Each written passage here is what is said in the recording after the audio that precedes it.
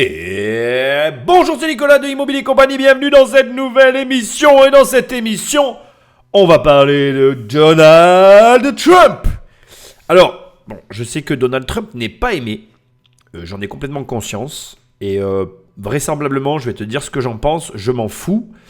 Le fait est que tu l'aimes ou pas n'est pas le problème. Il met beaucoup de personnes mal à l'aise et je peux le comprendre totalement parce que c'est son mode opératoire. Ici, je vais te demander de mettre de côté tes ressentiments, tes opinions préfabriquées et surtout qui sont fondées sur rien pour que justement on écoute ce qu'il a à nous dire. Je n'ai pas écouté cette émission, je vais la découvrir avec toi. On va voir un petit peu ce qu'il a à dire. Je trouve que c'est intéressant. Personnellement, je veux quand même le préciser, je n'ai pas de problème avec Donald Trump. Bon voilà, je sais qu'il y a beaucoup de gens qui le détestent. Moi, c'est pas mon cas. Je connais son histoire, je connais les aléas, j'aime bien le bonhomme, il a fait plusieurs fois faillite, il a reconstruit sa société, il y a des zones d'ombre, il y a des zones plus claires, voilà, comme j'ai envie de dire, toutes les histoires en réalité.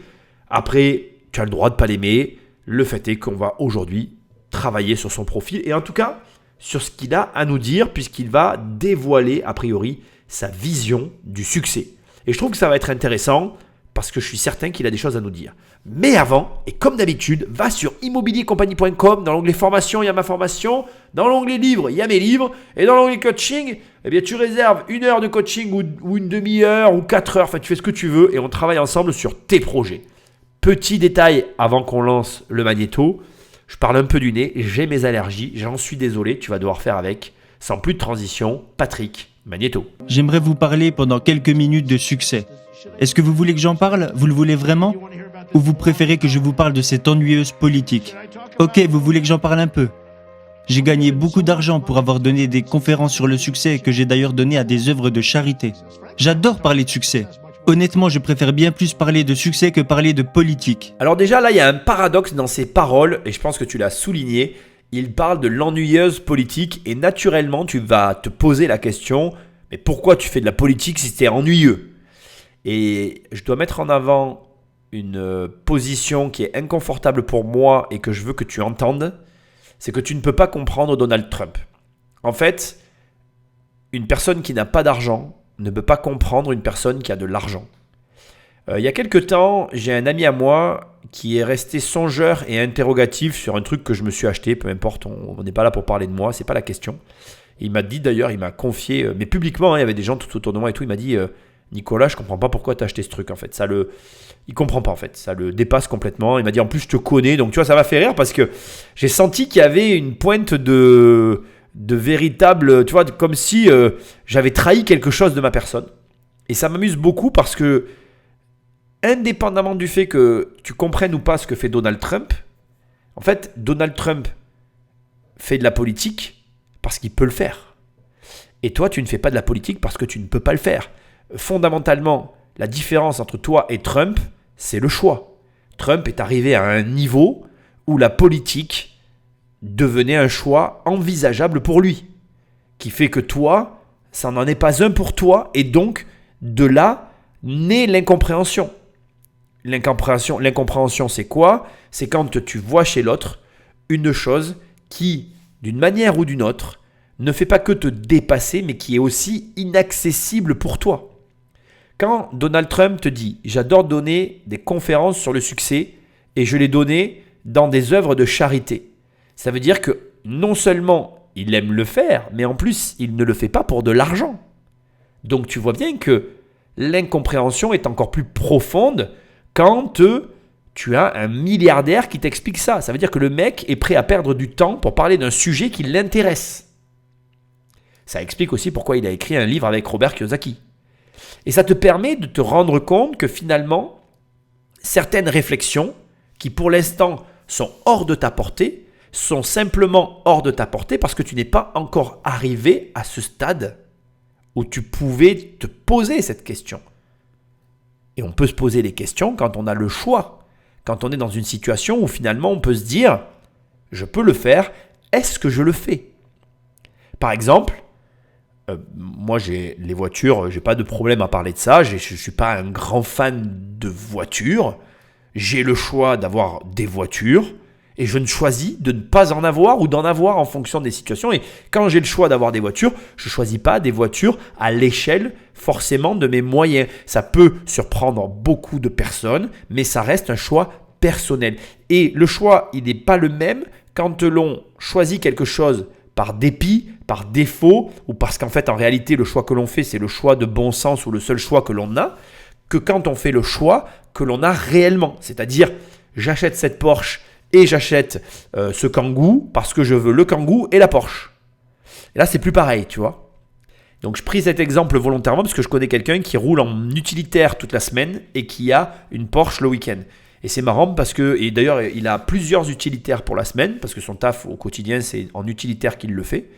Et il n'est pas du tout dans la maçonnerie ou dans les travaux en plus. Hein. Il est dans l'automobile, si tu veux tout savoir. Et le week-end, il roule en Porsche. Et c'est marrant parce qu'il y a ce contraste et tu te dis, mais pourquoi utilitaire? Tu pourrais prendre n'importe quoi d'autre. Oui, mais c'est ce dont j'ai besoin. Et c'est mon choix. Et c'est là où je veux en venir. C'est que Trump, il a le choix.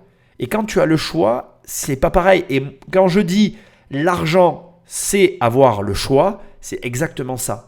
L'argent, c'est avoir le choix. Et plus tu vas arriver à un certain niveau, plus tu vas avoir de choix, plus tu vas pouvoir faire des choses que la plupart des gens ne comprennent pas. Et pour moi, cette introduction, elle cristallise parfaitement l'incompréhension qu'il y a autour de Trump, parce qu'en fait, finalement, il est milliardaire, il a le choix de faire beaucoup plus de choses que la plupart des gens n'ont pas. Et donc, c'est ce choix-là que les gens n'ont pas, déjà, ils ne peuvent pas le comprendre de nature, parce qu'ils n'ont pas ce choix. Et c'est pas bien parce que ça nous met dans une position inconfortable. Tu pourrais me dire, oui, mais c'est pas parce que j'ai pas d'argent que je peux pas faire de politique. Je suis désolé de te dire ça. Si tu fais de la politique, tu dois savoir que pour mener une campagne, il faut lever des fonds et donc faire campagne. Trump, il n'avait pas besoin de faire campagne. Il a pu financer sa campagne tout seul. Et ça en fait chier plus d'un. Excuse-moi d'être vulgaire, tu sais que j'aime pas l'être dans les podcasts, mais d'ailleurs dans la vie en général, mais c'est la vérité. Parce qu'en fait, il a eu le choix de A à Z, de mener sa campagne comme il l'a bien voulu, sans forcément devoir aller séduire je ne sais qui. Et en plus, le plus ironique dans cette affaire, c'est qu'il a quand même fait campagne et qu'il a quand même fait financer sa campagne. Donc ça te montre que, et c'est encore ça le plus drôle, les gens qui n'ont pas d'argent ne comprennent pas cette mécanique et disent oui, mais si tu avais de l'argent, tu aurais fait comme ci ou comme ça. Mais alors tu n'as pas d'argent, tu ne sais même pas comment ça marche. Et les gens qui ont de l'argent, ils ont de l'argent parce qu'ils ont conscience de l'argent. Et ça te montre en fait cette énorme incompréhension qu'il y a entre ceux qui en ont de l'argent et ceux qui n'en ont pas. Et le point qui les différencie de façon essentielle se situe exactement à ce niveau, c'est-à-dire que les gens qui ont de l'argent ont conscience que l'argent est quelque chose d'extrêmement fragile, alors du coup ils le protègent, et les gens qui n'ont pas d'argent ne comprennent pas cette notion de fragilité, et du coup ils ne comprennent tout simplement pas l'argent. Mais il y a certaines choses quand il s'agit d'avoir du succès. Et je l'ai déjà dit et je le redirai car ça ne changera jamais. Vous devez aimer ce que vous faites. Vous êtes tous jeunes. L'idéal, c'est d'aimer quelque chose qui est un bon business. Soyons honnêtes, certains business sont de mauvais business. Je ne vais pas les nommer, mais ce sont des business difficiles. Vous devez absolument aimer ce que vous faites. L'idéal, c'est que ce que vous aimez faire est dans la catégorie des bons business.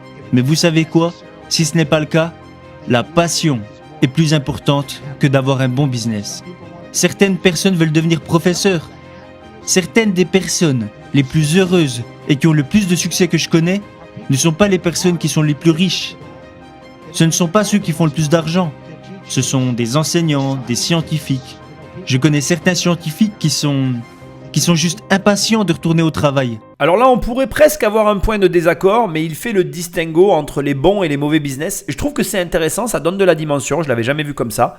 Effectivement, il y a des bons et des mauvais business, et je pense que c'est à toi de faire la part des choses et d'avoir la capacité à reconnaître que peut-être ta passion ne rapporte pas d'argent.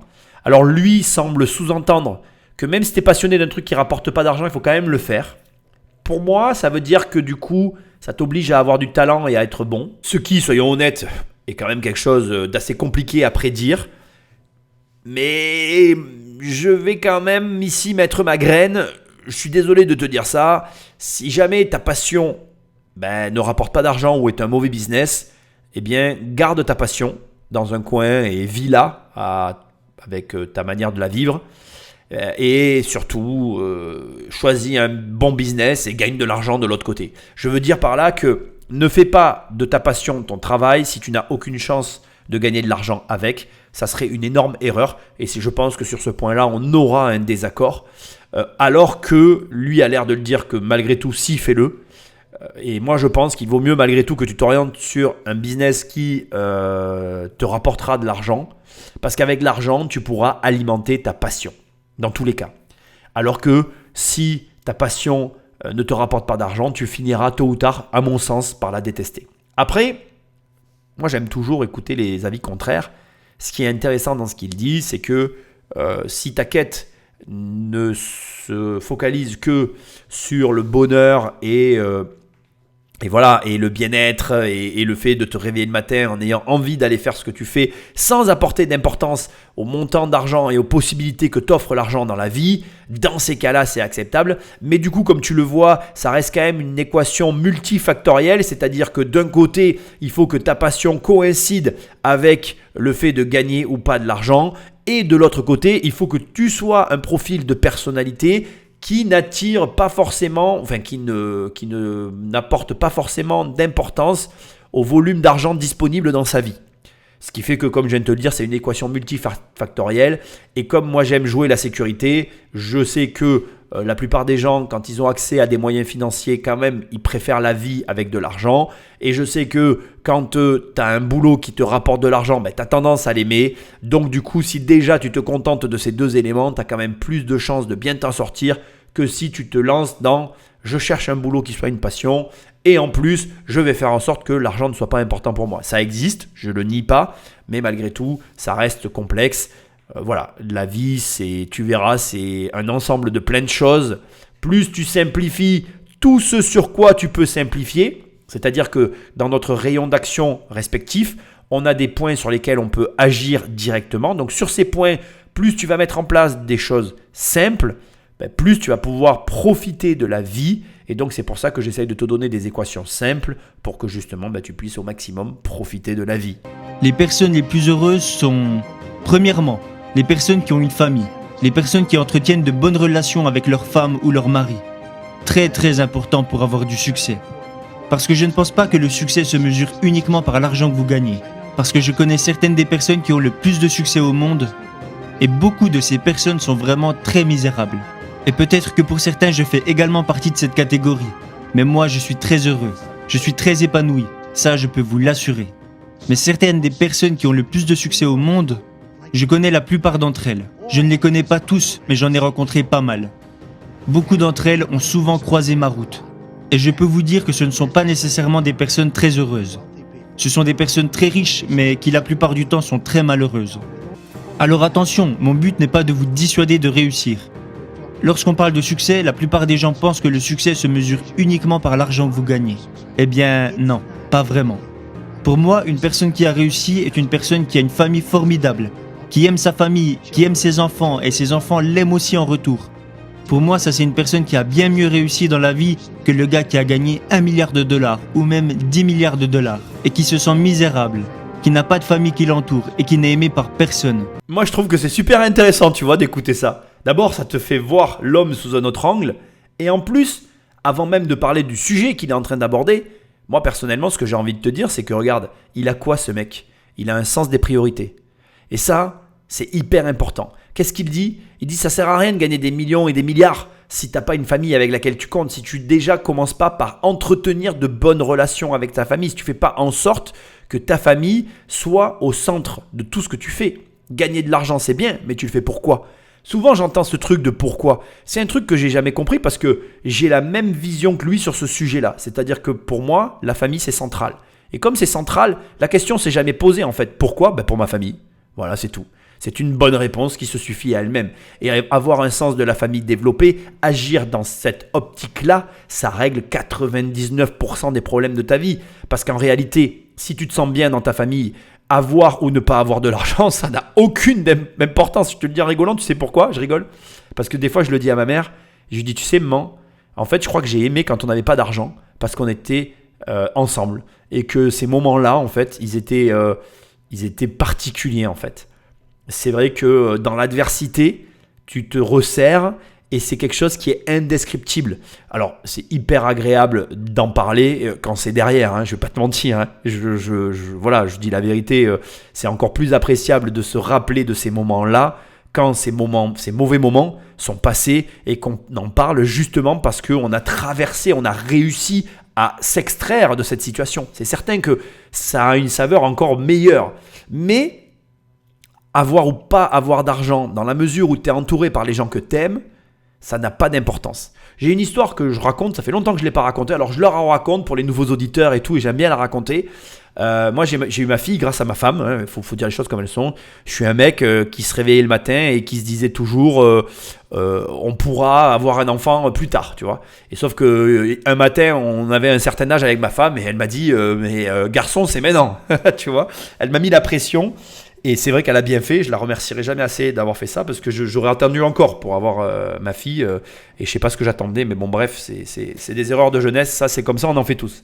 Et le truc c'est que j'ai eu ma fille dans un cadre qui n'était pas le cadre dans lequel j'aurais voulu l'avoir, c'est-à-dire que j'avais pas à ce moment-là, on était en plein déménagement, on était dans une situation un peu complexe, je venais de vendre ma maison, on a pris un de mes appartements qu'on louait, c'était un truc hyper provisoire et en fait, c'était clairement, je m'étais toujours dit que j'aurais pas un enfant dans ce cadre-là. Et en fait, ma fille, je me réveillais tous les matins, elle avait le sourire, elle était tout le temps heureuse.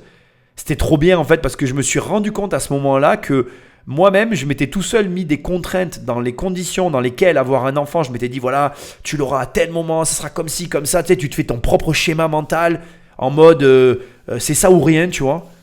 Et alors que c'était ridicule parce qu'en fait c'était trop bien. En fait elle s'en foutait royalement. On a resté dans cet appart 2 ans.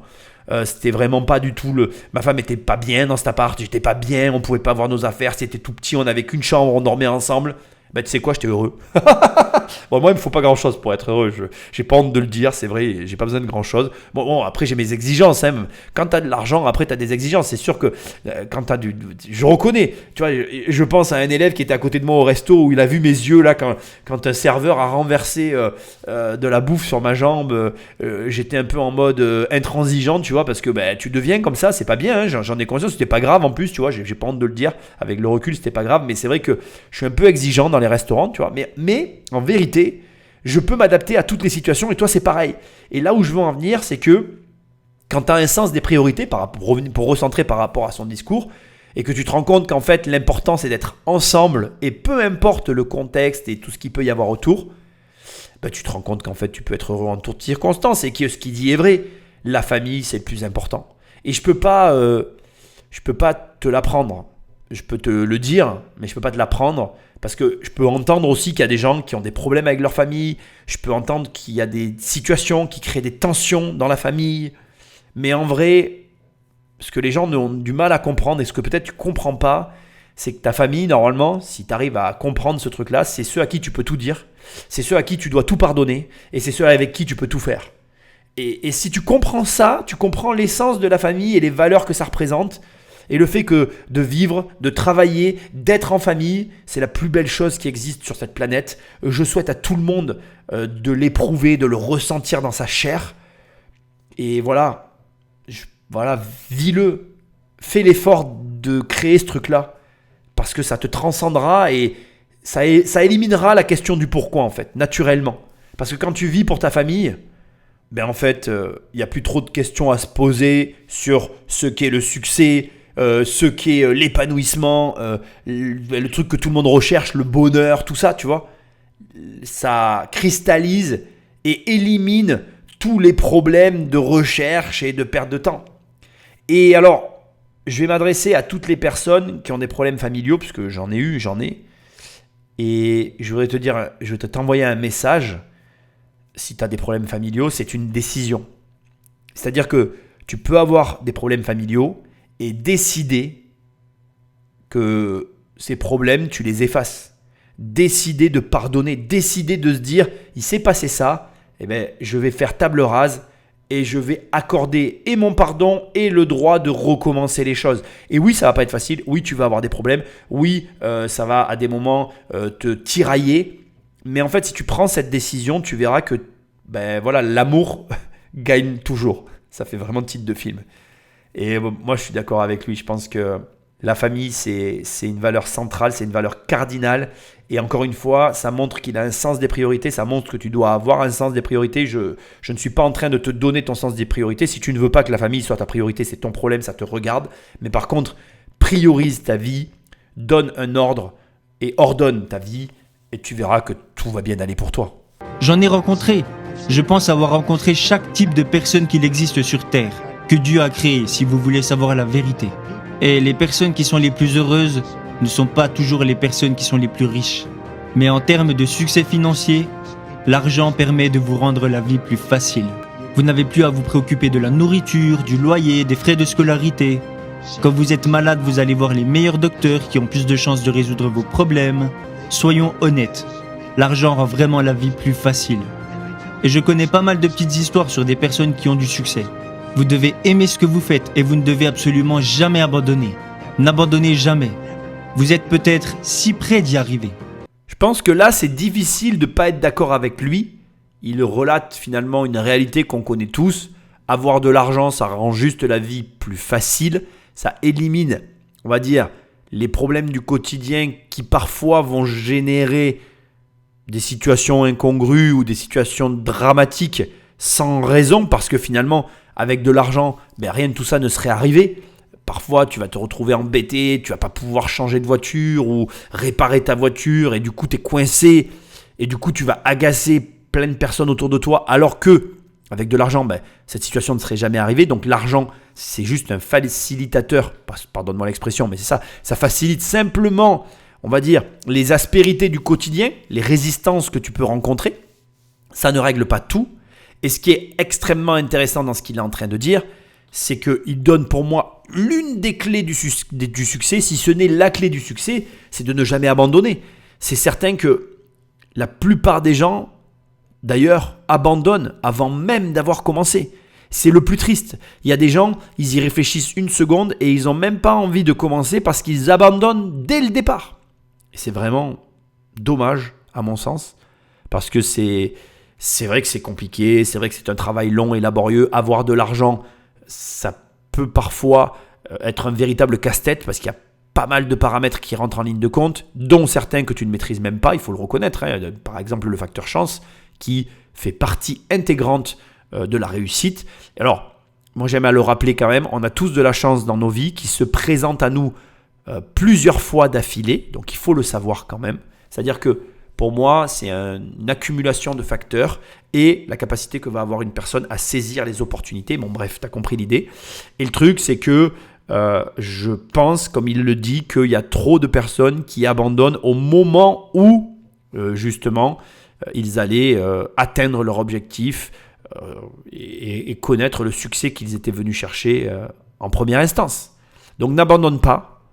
Parce que abandonner, c'est se rendre, c'est perdre tout ce que tu as investi dans le projet sur lequel tu t'es engagé.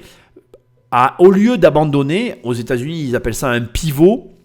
Moi, je pense que c'est un comportement beaucoup plus sain. C'est-à-dire que tu t'es engagé dans quelque chose, tu veux abandonner parce que comme on disait au début de cette émission, ça ne te rapporte pas d'argent, ça ne te mène nulle part. Enfin bref, tu as identifié et surtout tu es dans une situation qui te contraint à abandonner. Eh bien, au lieu d'abandonner, essaye de voir comment tu peux recycler le projet. Comment finalement, ce dans quoi tu t'es engagé, tu peux ne pas en perdre tous les efforts, tout l'engagement, tout ce que tu as pu mettre à l'intérieur pour récupérer un maximum d'éléments et te mettre sur de nouveaux rails, te mettre sur une nouvelle piste, te mettre finalement dans un nouvel axe, pas très éloigné ou éloigné de ce dans quoi tu t'es mis, mais pour lequel tu vas recycler tout ce dans quoi tu te seras engagé. Alors peut-être que ce que je suis en train de te dire est flou, donc je vais te donner des exemples. Par exemple, tu vas développer une startup, tu te lances dans une startup, tu vas créer, tu vas créer un logiciel, un algorithme. La startup que tu lances ne marche pas, tu fais faillite ou tu dois t'arrêter.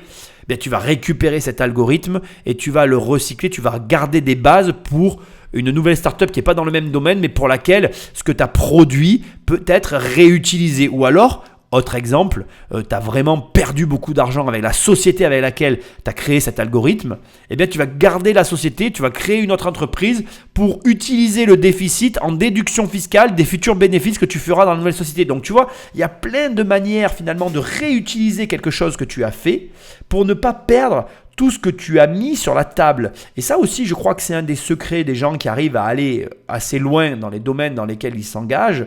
Ils font en sorte de ne pas perdre l'énergie et finalement ce qu'ils ont engagé, les efforts qu'ils ont engagés dans l'activité, le domaine dans lequel ils ont fait faillite. Voilà, c'est une manière de penser qu'il faut essayer d'adopter et qui est, à mon sens, une des clés du succès avec le fait de ne pas abandonner. Mon père avait l'habitude de raconter une histoire. Lui, il trouvait qu'elle était marrante, mais moi, je la voyais plus comme une leçon. Mais lui, ça le faisait beaucoup rire. C'était à propos d'un homme qui aimait le business du cola. Il aimait, vous savez, les sodas. Il adorait ça. Alors, il créa une entreprise qu'il appela 3UP. Et quand mon père racontait cette histoire, il rigolait.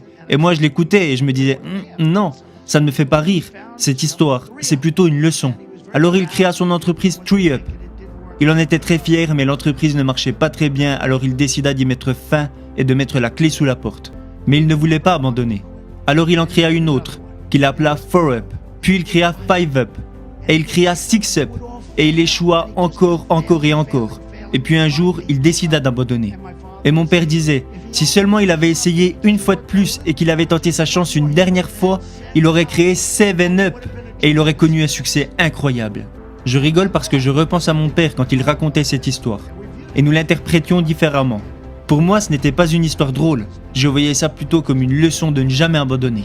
N'abandonnez jamais. 6UP et 7UP.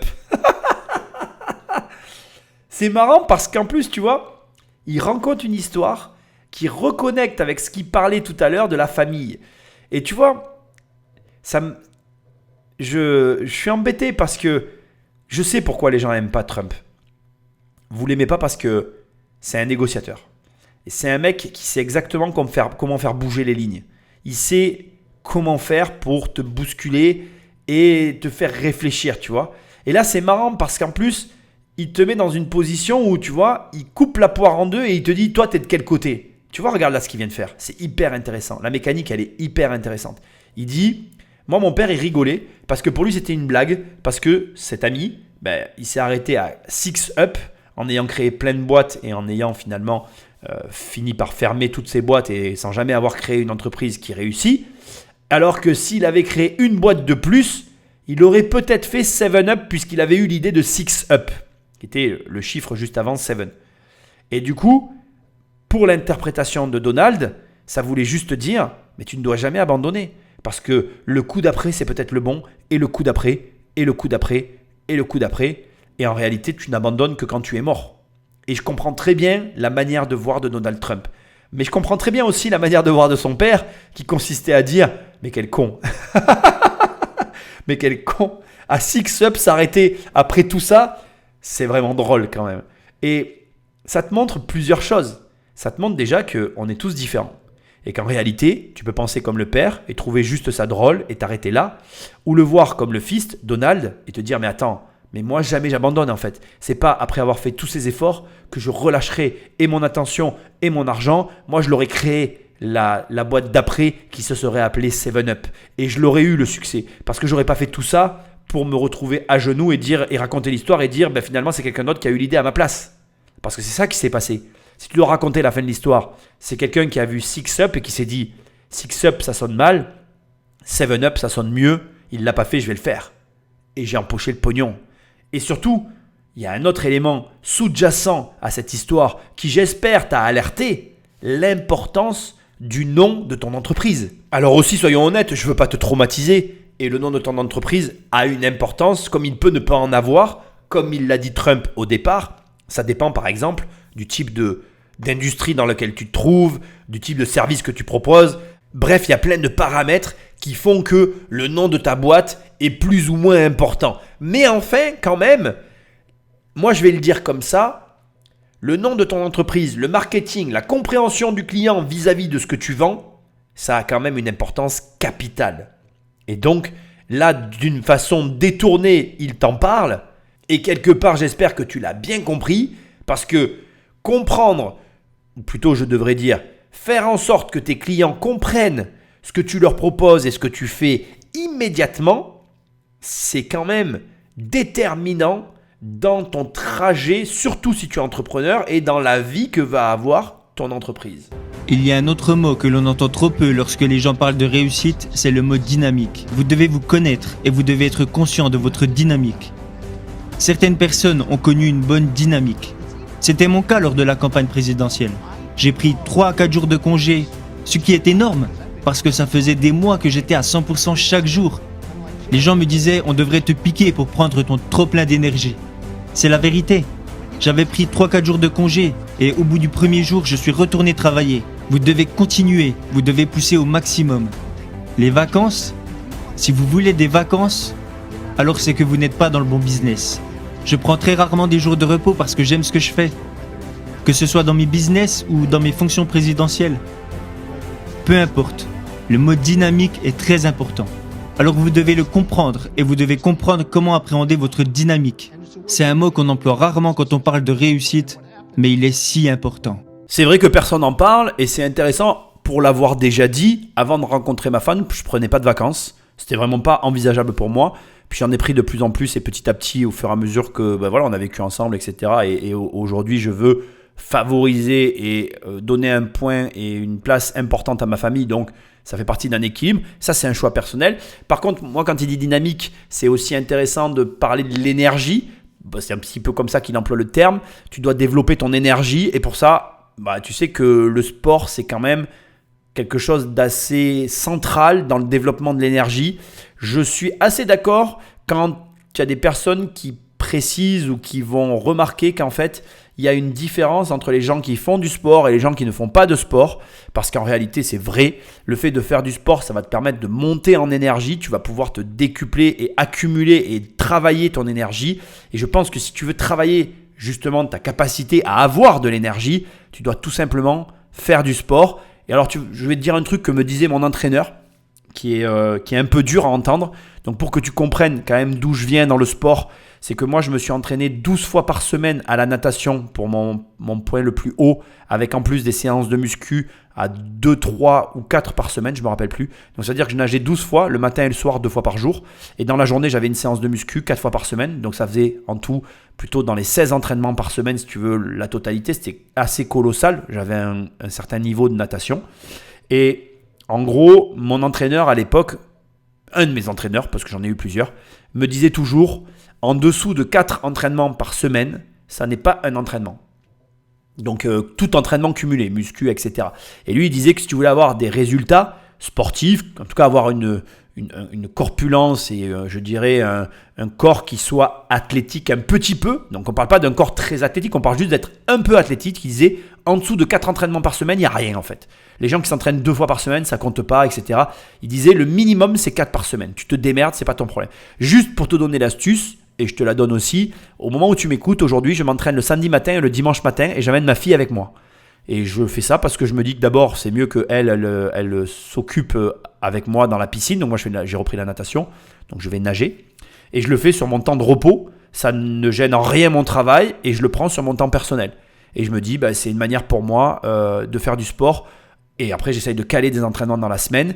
Et aujourd'hui, je suis au-dessus des 4 entraînements par semaine. Je pense que c'est possible, même en travaillant beaucoup. Et je travaille, crois-moi, énormément. Mais par exemple, entre aller manger et aller nager, je préfère aller nager et manger le soir. Tant pis, je saute un repas, mais au moins je fais du sport.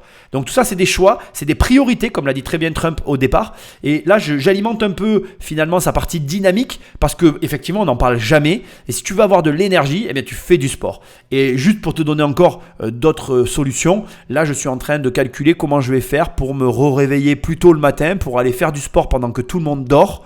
Et du coup, rajouter encore des entraînements sans que personne ne le voie, sans que ça ne prenne pas sur mon temps de travail, tout en ayant ou en réussissant à augmenter à la fois mon niveau d'énergie et à la fois mes entraînements sportifs. Comme quoi, c'est toujours possible, il faut le vouloir. Et ça, pareil, je peux t'en parler, mais je ne peux pas le vouloir à ta place. Il y a autre chose dont j'aimerais vous parler. La chance a un rôle important pour réussir. J'ai un ami qui est juste un gars malchanceux. Un gars très malchanceux.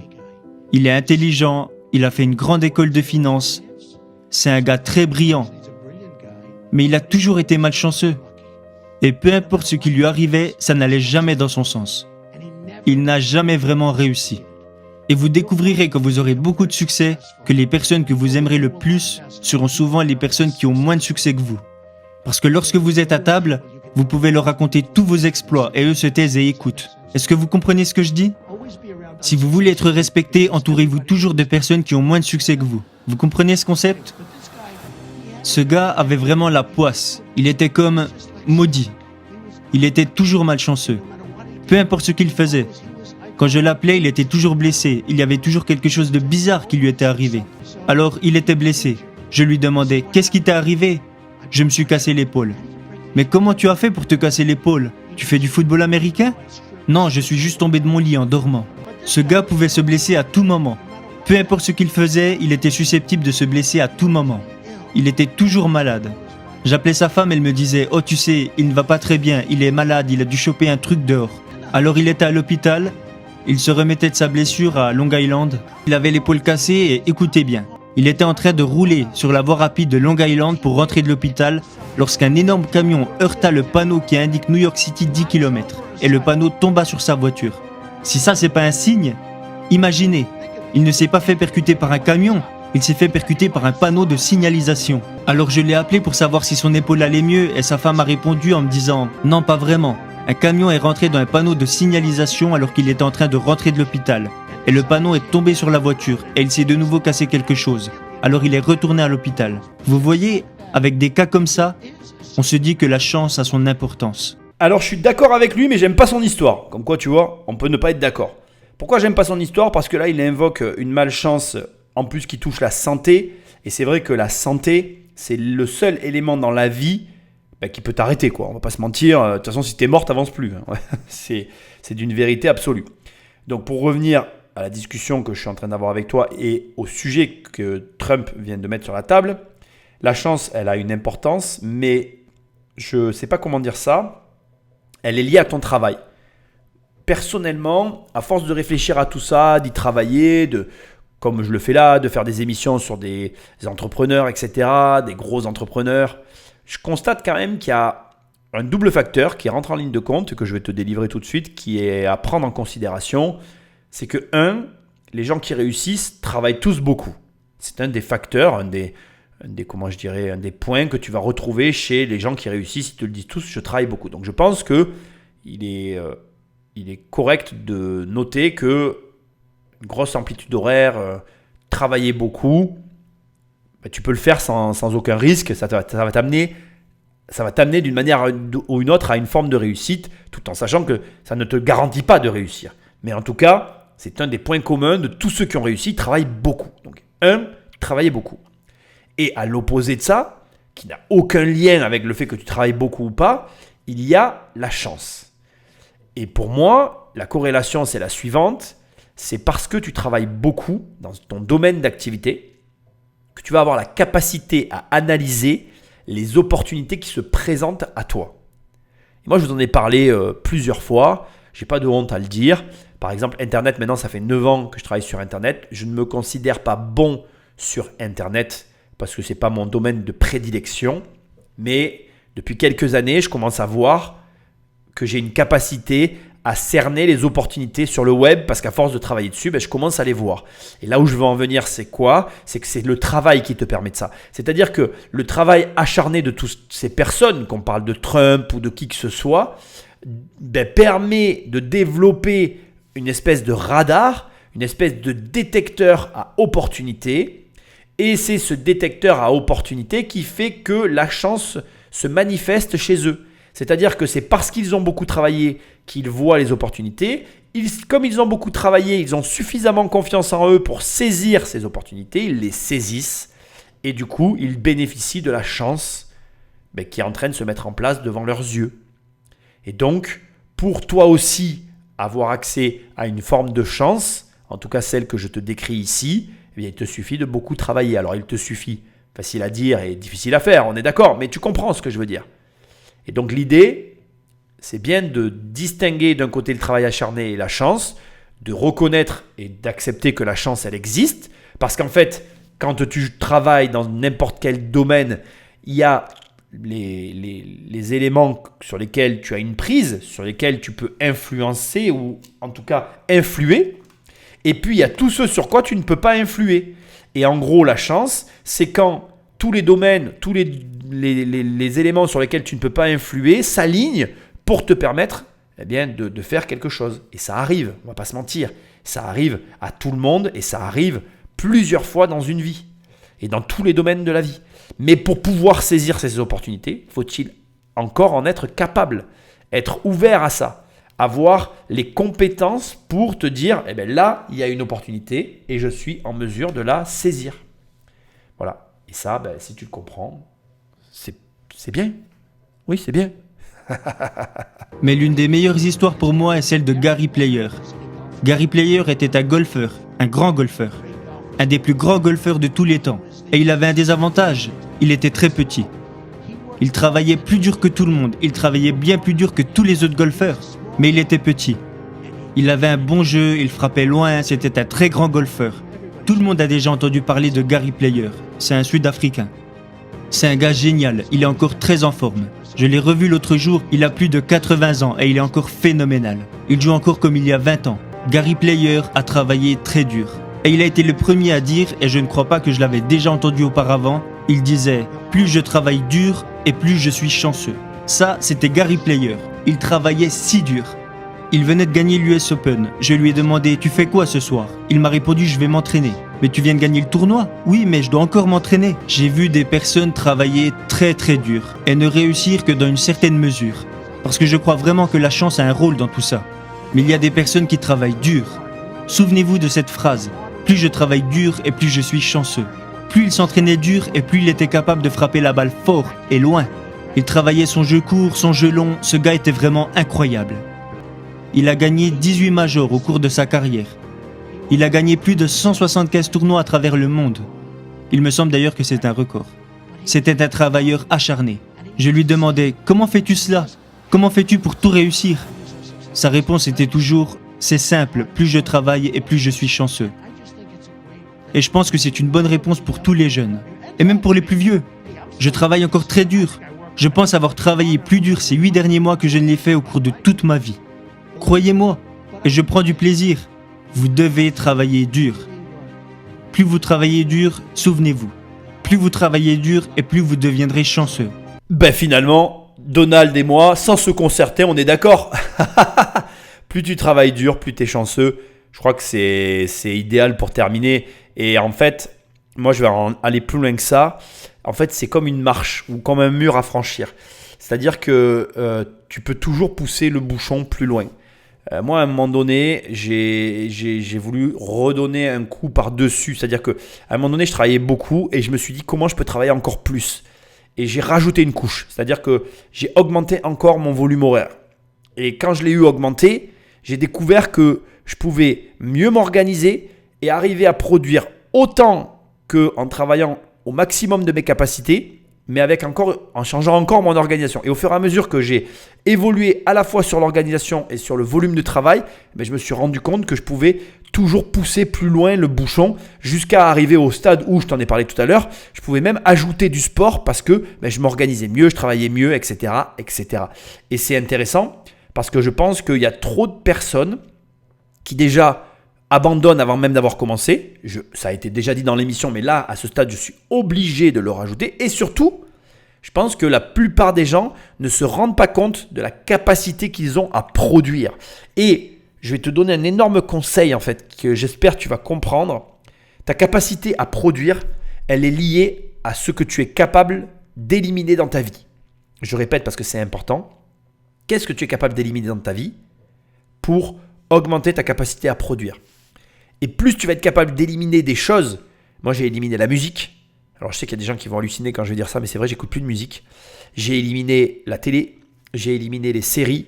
Alors je te dis pas, je vais être transparent, il y a des moments, j'ai des rechutes. Il y a des moments, je dois relâcher la pression parce que plus je pousse sur la pression, plus à des moments j'explose et j'ai besoin de me détendre. Je reste un être humain.